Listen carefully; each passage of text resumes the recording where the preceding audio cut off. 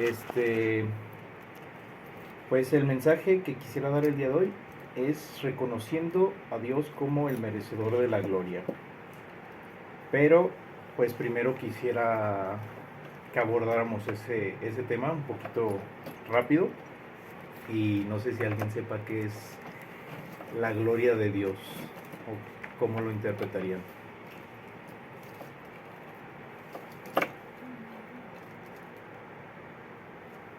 Pues así como su presencia, pues básicamente su presencia, su esencia, quién es él, pues la majestad, su esplendor. sí. Ok, pues sí, exacto, eso es parte importante de qué es la gloria de Dios. Y pues muchas veces nos pasa de que hay como que pues frases que de repente uno usa y pues no sabe exactamente qué es lo que significa. Entonces, solamente para aterrizar qué es la gloria de Dios, eh, voy a darles primero un previo y después ahora sí comenzar con el mensaje. En la Biblia, gloria no es darle aplausos a Dios, es un concepto mucho más profundo. En la Biblia significa en el original, en el hebreo, kabod. Y esto es peso, importancia, valor. Literalmente significa algo que tiene peso, que es digno, que es impresionante por lo que es. En el Nuevo Testamento, ya en el griego, es doxa, que es el honor, la reputación, el esplendor. Entonces, ¿qué es exactamente la gloria de Dios? Es la manifestación visible o perceptible de quién es Dios en realidad. Esto incluye su poder, su santidad, su belleza, su autoridad, su carácter. Y pues algunos ejemplos están en Éxodo 33, 18 al 19, en donde Moisés pedía ver la gloria de Dios cuando se manifestó pues la gloria de Dios en ese, tenía nombre ese arbusto, ¿verdad? Zarza, en esa zarza. Y pues no solamente la gloria de Dios es una luz, sino era pues su carácter es misericordioso, piadoso, tardo para la ira. La gloria, como decía, pues no solamente es un brillo, es quién es Él. La gloria como manifestación visible a veces sí se ve como algo tangible. En la Biblia lo vimos también como una nube, como fuego en el desierto y presencia en el templo, también como una luz intensa. Pero en Éxodo 40-34 la gloria de Jehová llenó el tabernáculo. Esto visiblemente pues se vio esa luz, esa presencia pues. Aquí la gloria es presencia palpable, pero ¿qué significa darle la gloria a Dios exactamente? No es darle algo que le falta, es más bien reconocer, como lo decía mi hermana, reflejar y atribuir correctamente quién es Dios. Incluye tres cosas: reconocer su obra, por ejemplo en 1 Corintios 4:7, que tiene que no hayas recibido; atribuirle el mérito, en Jeremías 9:23-24, no se alabe el sabio, sino en conocerme. Esto lo decía Dios directamente a través de Jeremías. Mateo 5:16, vean vuestras obras y glorifiquen a vuestro Padre. Lo opuesto a dar la gloria de Dios es el patrón que se detecta, bueno, aquí una ligera cambio de frase. Atribuirle el resultado, buscar tu reconocimiento, vivir como si Dios no fuera la fuente. Eso es lo opuesto a la gloria de Dios. En Romanos 1:21, habiendo conocido a Dios, no le glorificaron.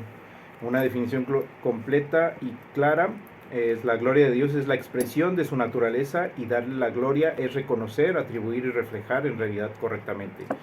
Conectando con una idea anterior que voy a palpar más adelante sobre el rey David. Creo que todos han escuchado de la historia de David y Goliat.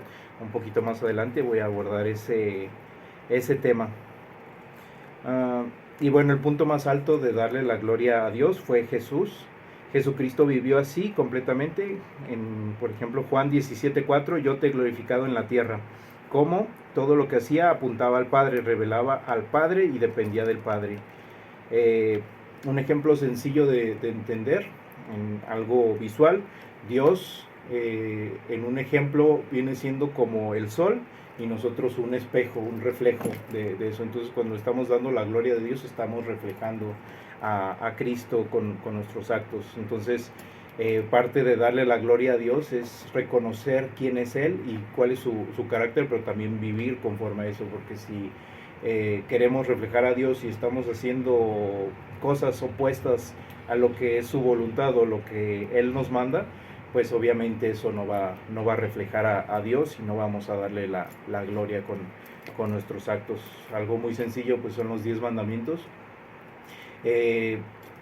Mucha gente piensa que los mandatos de Dios son para nuestra contra o que Dios solamente quiere estarnos molestando, pero en realidad si vemos si nos imagináramos un mundo en donde se cumplieran los 10 mandamientos, por ejemplo un mundo en donde no se matara, un mundo en donde no se mintiera, donde no se robara, donde no se deseara lo del prójimo, pues sería pues una sociedad perfecta.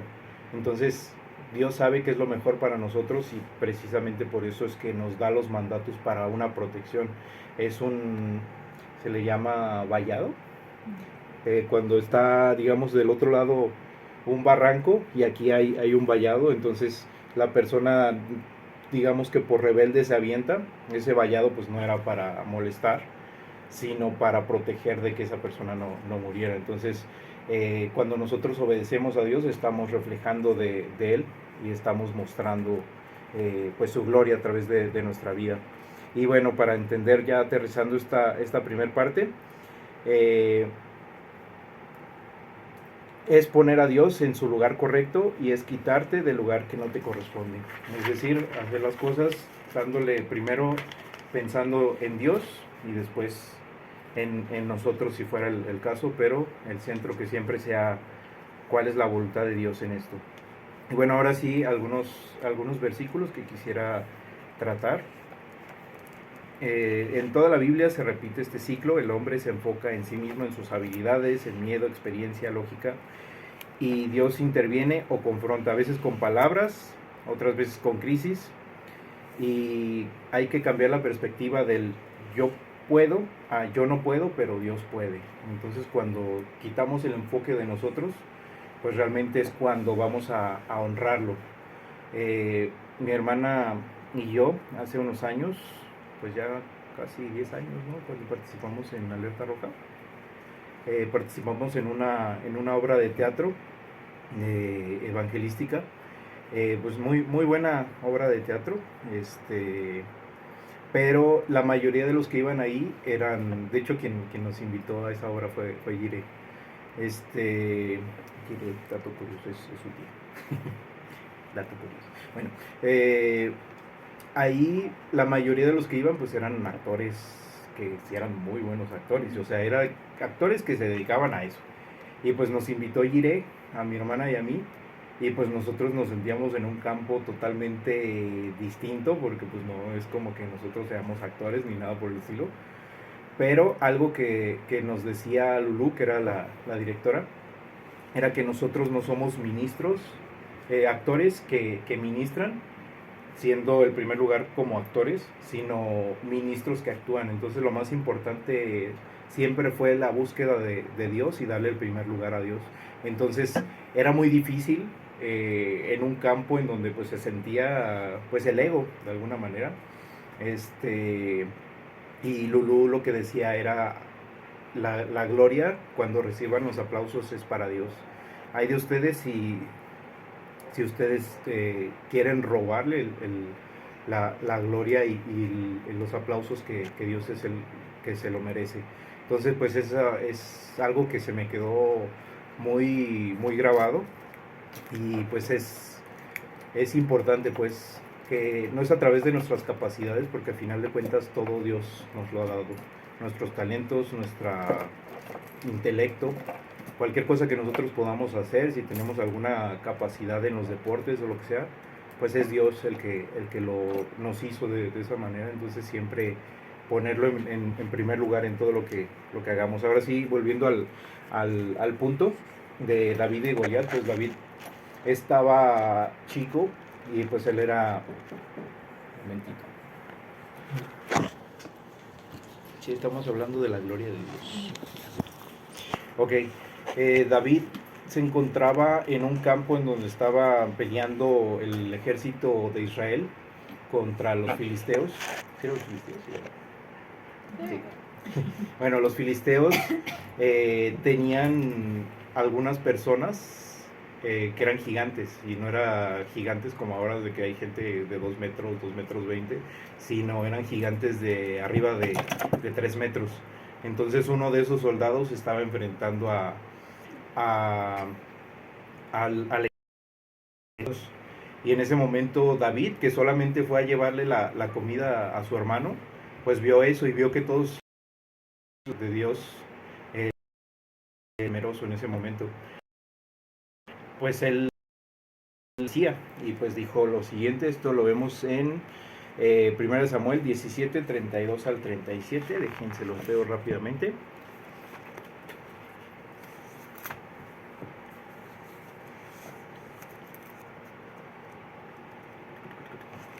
Ok, dice, y dijo David a Saúl, no desmaye el corazón de ninguno a causa de él, tu siervo irá y peleará contra este filisteo. Dijo Saúl a David, no podrás tú ir contra aquel filisteo para pelear con él, porque tú eres muchacho, y él un hombre de guerra desde su juventud. David respondió a Saúl, tu siervo era pastor de las ovejas de su padre, y cuando venía un león o un oso y tomaba algún cordero de la manada, salía yo tras él, y lo hería, y lo libraba de su boca, y si se levantaba contra mí, yo le echaba mano a la quijada, y lo hería y lo mataba. Fuese león, fuese oso, mataba. Y este filisteo incircunciso será como uno de ellos, porque ha provocado el ejército del Dios viviente. Añadió David, Jehová, que me ha librado de las garras del león y de las garras del oso, él también me librará de la mano de este filisteo. Y aquí pues quisiera marcar dos partes de estos versículos. La primera, David lo está diciendo desde su perspectiva, y la segunda parte lo está diciendo desde la perspectiva, dándole la honra a Dios. Si vemos la primera frase, de las primeras frases que dice, no podrás... David respondió a Saúl, tu siervo era pastor de las ovejas de su padre, y cuando venía un león o un oso y tomaba algún cordero de la manada, salía yo, aquí hay un yo, tras él, y lo hería, y lo libraba de su boca. Y si se levantaba contra mí, de nuevo hablando sobre él, yo le echaba mano de la quijada, de nuevo un yo, y lo hería y lo mataba. Fuese león, fuese oso, tu siervo lo mataba, y este filisteo incircunciso será como uno de ellos. Aquí pues podemos ver un poco de, pues no orgullo, pero sí denotando el yo. Y después habla en la segunda, porque ha provocado el ejército del Dios viviente. En el momento en que dice esa frase de que este hombre ha provocado el ejército del Dios viviente, ahí ya regresó a ponerle la vista a Dios y de dónde venía todo y cómo lo había logrado. Dice, Jehová, que me ha librado de las garras del león y de las garras del oso, él también me librará de la mano de este filisteo. Y eso es importante, entender que de repente creo que es muy fácil llegar a enorgullecernos, o de repente nos estén diciendo cosas positivas y no tienen nada de malo. Agradecer, estar conscientes de que pues si logramos lo que logramos es gracias a Dios. Entonces primero darle la honra y gloria a él, y después ahora sí ya pues agradecer a la persona, y pues estar muy cuidadosos, pues, porque si para algunas personas más que otras, quizá su talón de Aquiles sea el orgullo. Entonces cuando este tipo de comentarios, pues es algo que inmediatamente debemos de regresar a entender que no fue a través de nosotros, sino es por Dios que se lograron las cosas. La diferencia no es lo que hizo David, sino a quién atribuyó el resultado al final. Algún otro caso fue de Moisés. Esto fue en Éxodo 3:4. Aquí pues Dios le había dicho a Moisés que fuera con el faraón, y Moisés estaba poniendo para liberar a su pueblo. Y Moisés estaba poniendo en ese momento de excusa que pues no podía hablar, que era, no decía tartamudo exactamente, pero entonces dice, viendo Jehová que él iba a ver, lo llamó Dios. No, es que esta parte no era, pero también pues recalcar cómo Moisés ponía primero que a Dios, con quién venía. Y esta es la parte en donde primera vez que la gloria de Dios se presenta en Moisés. Y dice, viendo Jehová que él iba a ver, lo llamó Dios de en medio de la zarza y dijo, Moisés, Moisés. Y él respondió, heme aquí.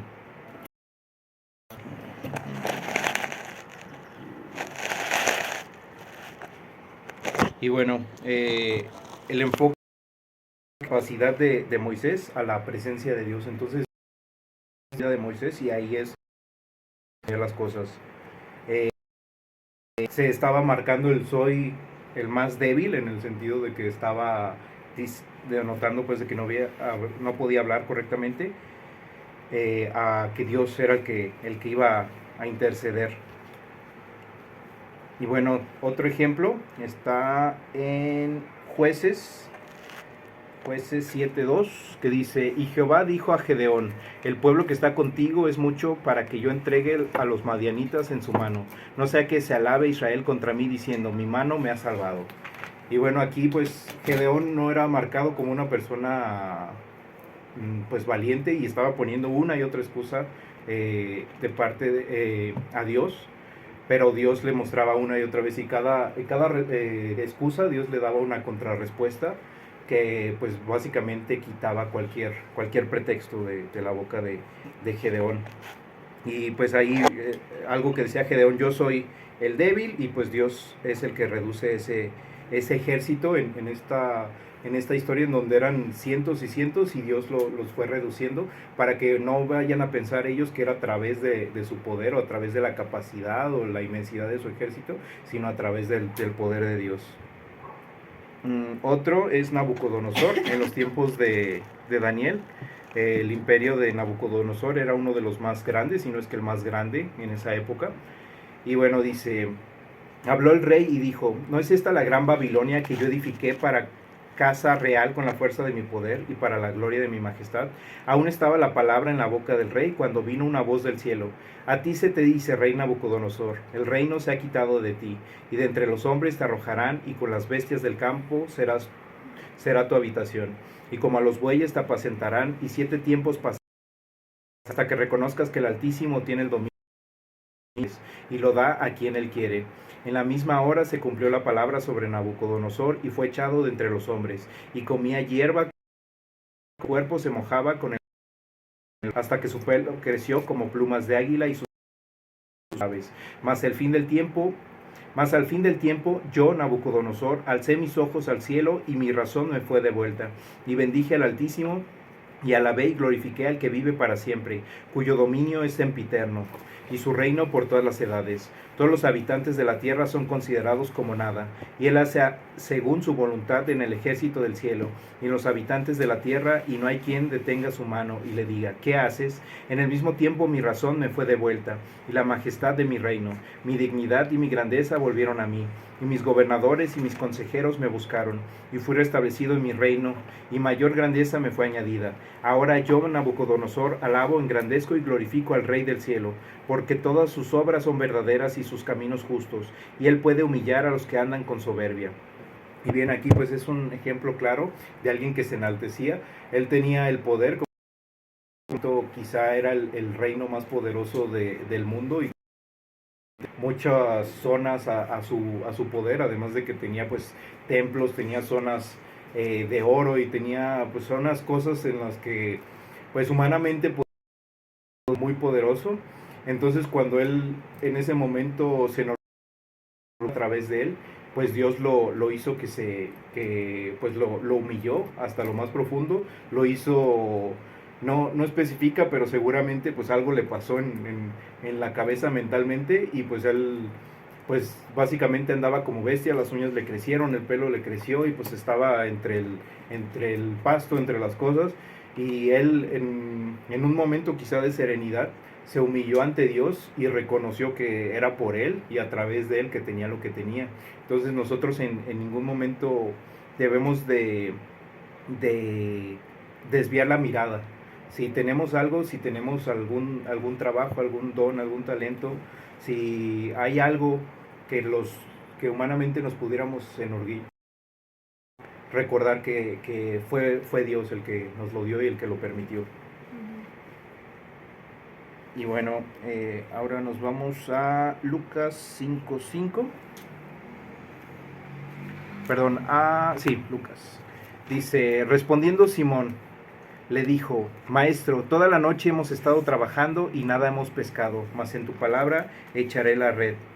Aquí pues Pedro era un pescador. En esos tiempos pues, básicamente los trabajos o las aptitudes pues se heredaban. Entonces pues era seguramente de generaciones de pescadores. Pedro sabía lo que estaba haciendo, llevaba horas y horas pescando y nomás no llegaba nada. Pero Jesús le dijo, boga mar adentro. Entonces pues él dijo, pues sangre romana, que en esos tiempos lo reconocían mucho y tenía un entendimiento, había creado y había tenido su enseñanza con los mejores pues maestros de la época, y todo eso, todo ese conocimiento, toda esa capacidad humana que tenía Pablo, que repito, no era cualquier cosa, lo estimaba como basura, por amor y por el entendimiento que lo más importante era la proclamación del Evangelio y servir a su Señor, que es nuestro Señor Jesucristo.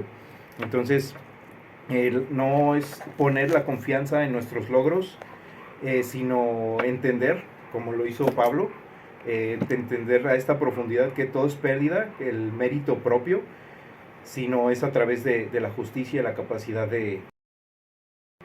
Ahora nos vamos a 2:16.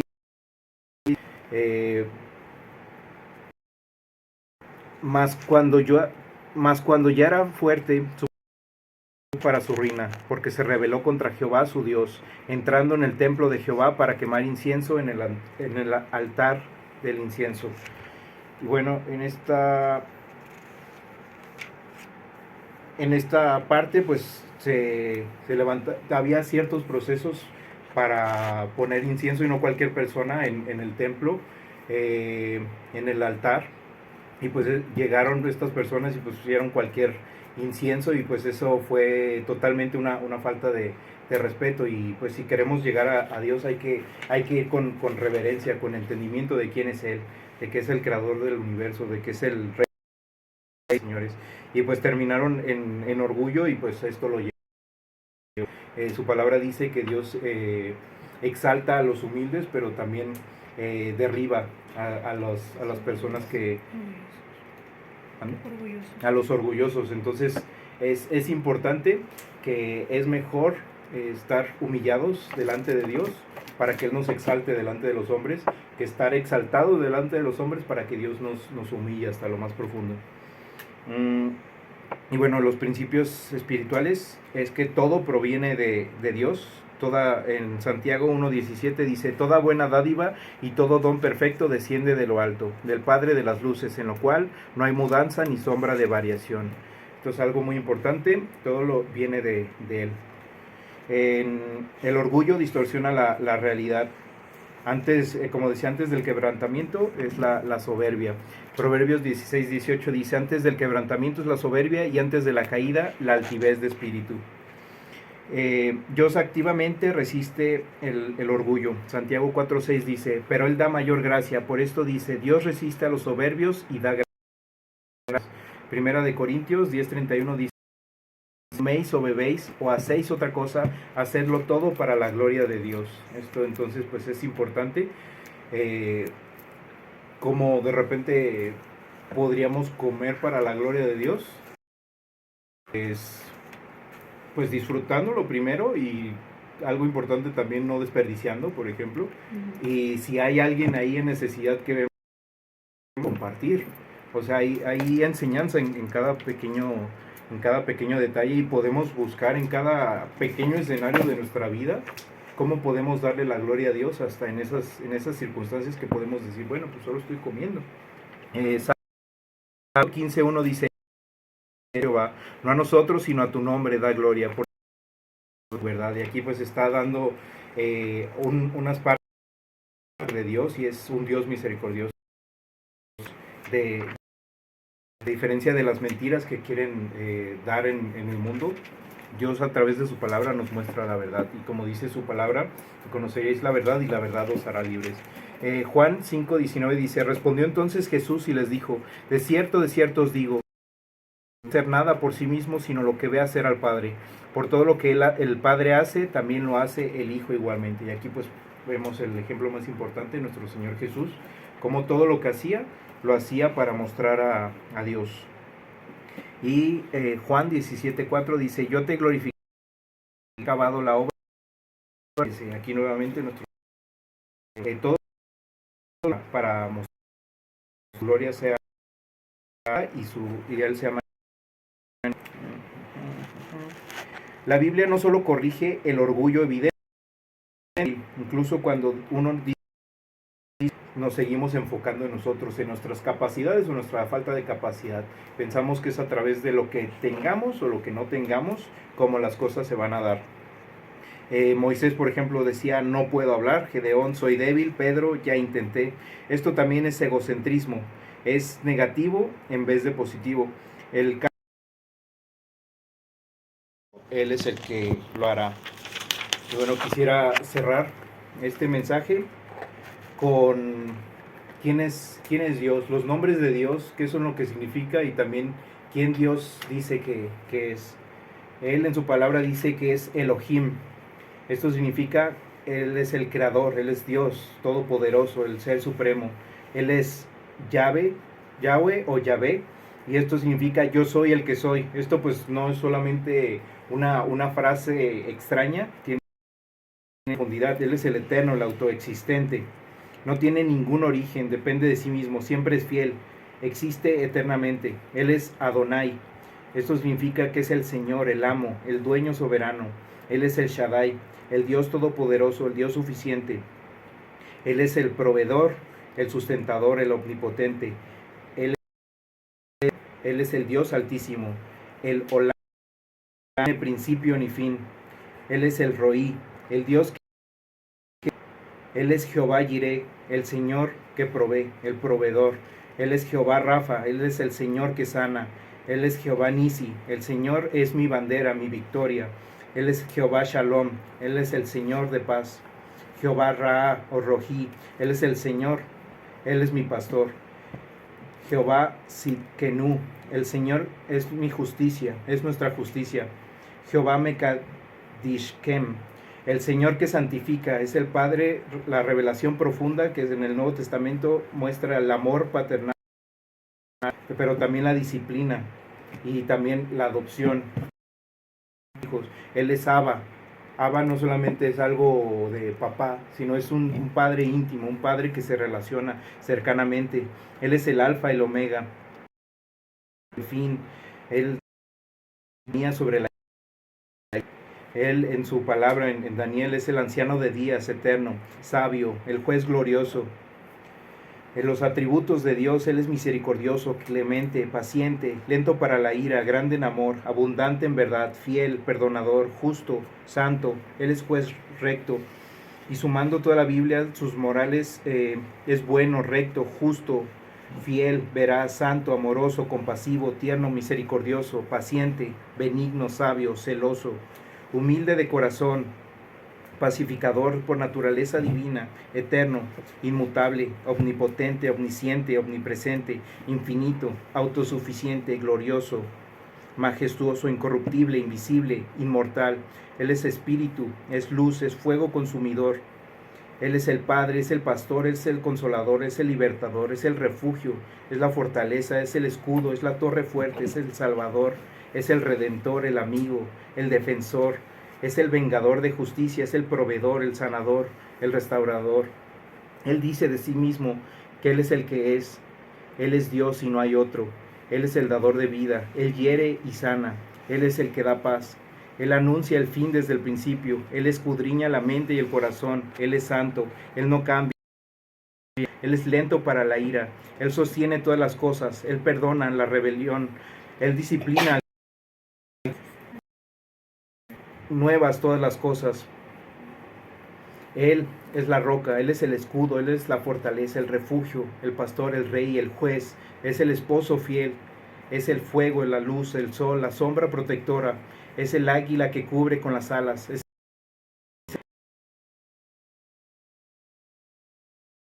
y confiar que a través de su capacidad y no la nuestra es como vamos a salir adelante y como el propósito que Dios tiene en nuestras vidas se va a cumplir. Entonces, este fue el mensaje. Quisiera cerrar con una oración para después dar pie a los comentarios. Señor, gracias Padre por tu paraje, Señor. Gracias, bendito Dios, porque no es solamente por que tú quieras hacerte por enorgullecer. Tú sabes que es lo mejor para nosotros y lo mejor para nosotros eres tú, Señor Jesús.